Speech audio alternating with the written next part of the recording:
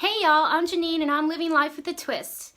If you like this video or other videos, please hit thumbs up, subscribe, and get the notification, the bell thingy there, so that you can actually get our videos right when we put them up, from my family to y'all's.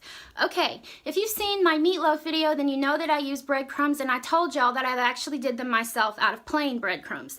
So here we go, here's the recipe, and I know y'all are gonna like it. First off, we're gonna take 1.5 cups of plain breadcrumbs. Now these are gluten-free because I have gluten allergies and this is what I do, but this doesn't matter. This recipe goes for gluten or non-gluten.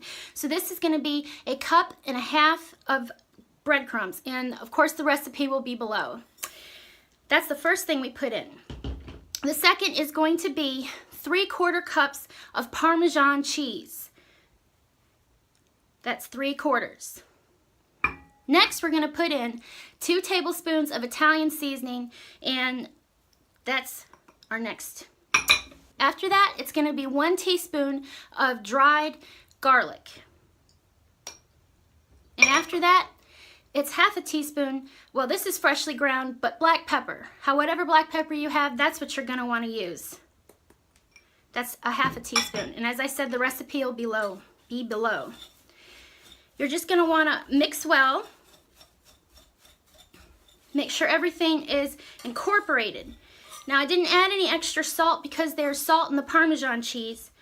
But when you get this up near your nose, as I'm going to be doing, you can smell it. All the wonderful herbs, seasonings, the Parmesan cheese, and this can be used in the meatloaf recipe. This can be used any way that you would be using Italian breadcrumbs.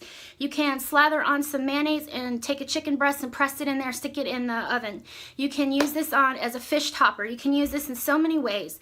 It's quick, it's easy, and best of all, it's somewhat homemade.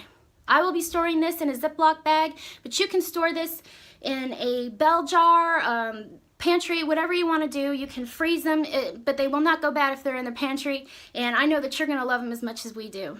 Okay, y'all, hit thumbs up, subscribe, and hit our notification bell. And if you've tried this, and I really hope you have, or you have any kind of questions for me, please comment below, and I definitely will be getting back to you. Bye, y'all.